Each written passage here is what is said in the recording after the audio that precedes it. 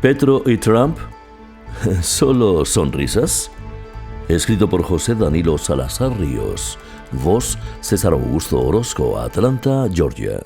Después que el gobierno Trump decidiera cerrar el espacio aéreo venezolano y bombardear lanchas de supuestos narcotraficantes a los que asesinó sin fórmula de juicio y sin verificar sus reales actividades en flagrante violación a las leyes internacionales, con valentía el presidente de Colombia, Gustavo Petro, denunció los excesos de violencia y falsos positivos del energúmeno presidente yanqui, lo que causó retaliaciones en su contra, entre ellas las infundadas acusaciones de ser narcotraficante, de ser parte del cartel de los soles, que Petro declaró que no existía, verdad confirmada por la Fiscalía norteamericana y su inclusión en la lista Clinton. Mientras esto sucedía, en el país la derecha, con su oposición sectaria y fanática, se burlaba de sus afirmaciones hasta llegar al antipatriótico descaro de manipular a funcionarios yanquis, intentando convencerlo de que el dictador Petro y su gobierno debería ser depuesto, invitando incluso a una invasión y captura a estilo Maduro en Venezuela. El presidente fue ridiculizado con memes y videos que decían: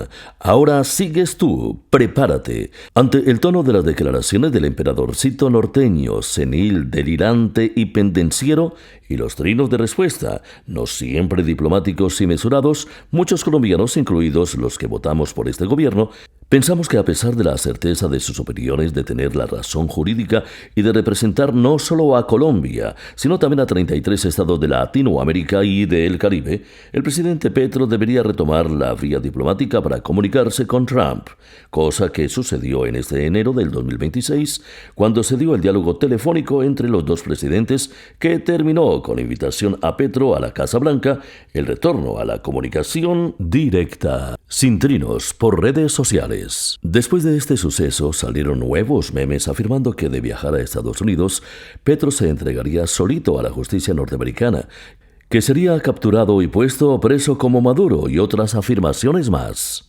Ahora sabemos que la cita entre los dos mandatarios se llevará a cabo el próximo 3 de febrero y aún así, con el tema más decantado y manejado menos emocionalmente, voces serias como las del senador Navas Talero ven en esa reunión una celada montada por Trump, a quien no considera alguien digno de fiar. Esta reunión entre presidentes suscita toda clase de comentarios.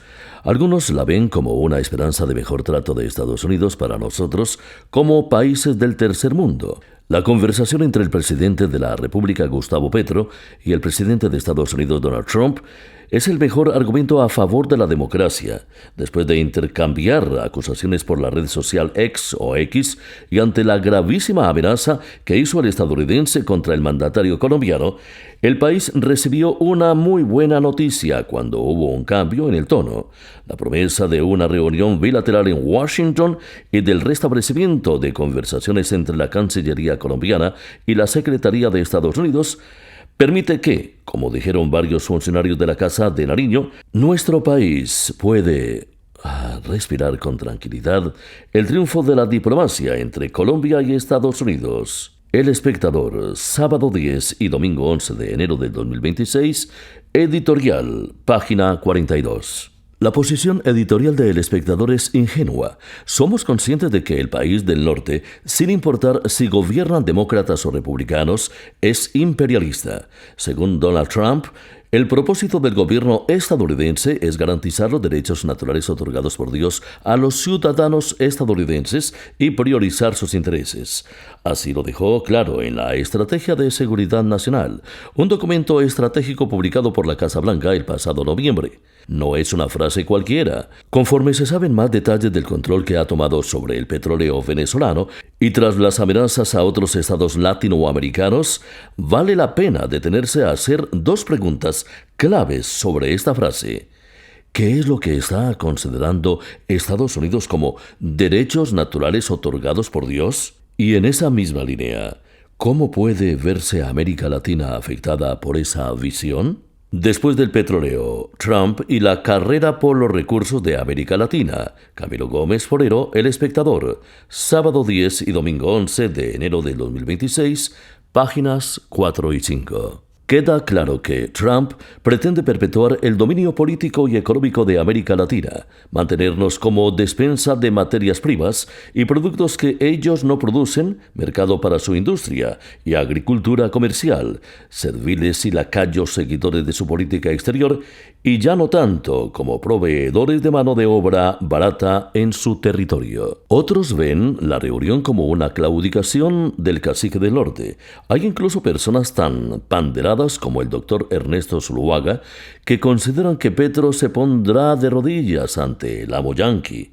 Otra persona que piensa igual dice: no me cabe la menor duda que Gustavo Petro, quien se autodenomina como el jaguar, se asustó cuando vio a su amigo Nicolás Maduro capturado y encarcelado.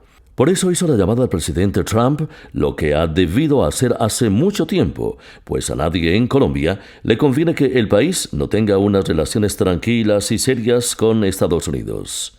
El jaguar se asustó. Felipe Zuleta Lleras, El Espectador, sábado 10 y domingo 11 de enero del 2026, página 46. En la conversación privada entre mandatarios de la que nadie será testigo, Trump, el ególatra del norte, intentará doblegar al gobierno de Colombia a sus caprichos y decisiones imperiales, que incluye el absoluto control de nuestros recursos naturales para gastarlos en la cantidad y al ritmo que le sirvan a sus intereses sin preocupaciones ecológicas o ambientales, y la total sumisión del actual y futuro mandatario a las órdenes imperiales. Petro, por su parte, con la fuerza de sus convicciones intentará seguir por la senda de la independencia política y económica que pueda garantizarnos la posibilidad de tomar decisiones autónomas sin tener en cuenta lo que opine el tirano del norte y sin tener que atarnos de nuevo a un socio desleal y arbitrario, cosa bastante difícil para una pequeña economía como la nuestra. Hay voces que analizan con más profundidad la situación actual.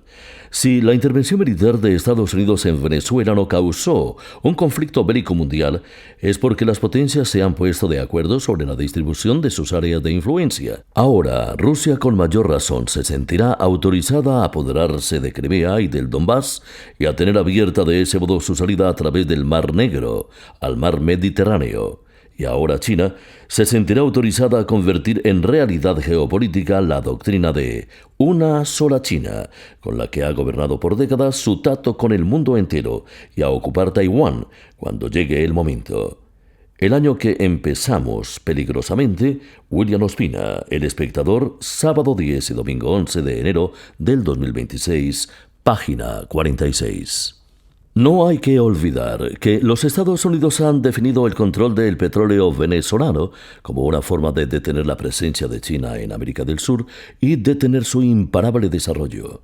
China ha tomado una serie de medidas que apuntan a la línea de flotación del imperio norteamericano porque la agresión a Venezuela es una declaración de guerra a la propuesta de un mundo multipolar y los BRICS. Aunque todas las opiniones compartidas en este escrito son válidas para entender lo que se juega en la reunión Trump-Petro, les invito a ver el video de Richard Wolff, Última Hora, en YouTube. El giro de la amenaza de invasión a la invitación diplomática se debe a que Petro no se dejó intimidar por las amenazas de aranceles del 25% y no permitió la llegada de deportados colombianos al país, amenazando al gringo de no impedir el flujo de inmigrantes por el tapón del Darién hacia Estados Unidos. En la reunión entre Petro y Trump están en juego para los colombianos el precio de la comida, el valor de sus ahorros y el empleo, y para los gringos, si hay ruptura, habrá más migrantes en la frontera. La invitación a Washington puede dar inicio a una nueva era en las relaciones entre ambos países, una era de cooperación forzada y el final de la diplomacia automática. El presidente gringo llamaba y el presidente colombiano obedecía. Ahora hay una negociación que puede tener 3 escenarios. Tregua armada. Un acuerdo conjunto y etéreo. Petro propone control al tapón del Darién en forma conjunta. Recepción de deportados de Estados Unidos cumpliendo leyes humanitarias. Trump retira la amenaza de aranceles de certificación antidrogas a Colombia. Ruptura y castigo. Trump exige sumisión total. Petro se niega. Trump declara que Colombia no colabora y ordena aranceles. El peso colombiano se desploma y sube la inflación. Petro declara emergencia económica, un caos total. Giro pragmático. Trump, como hombre de negocios, acepta a Petro como socio en un New Deal energético. Estados Unidos se invierte en transición verde si Petro cierra el Darién. Esta es la opción menos probable porque Trump tendría que dejar su retórica de hombre fuerte. Según el analista, el conflicto entre Trump y Petro tiene varias capas. Primera capa. El conflicto creado por Trump al acusar sin pruebas a Petro de ser narco, una retórica no para la justicia sino para justificar la extorsión económica y la respuesta de un Petro que no se arrodilló. Capa papel. El TLC es una soga alrededor del cuello de la economía colombiana.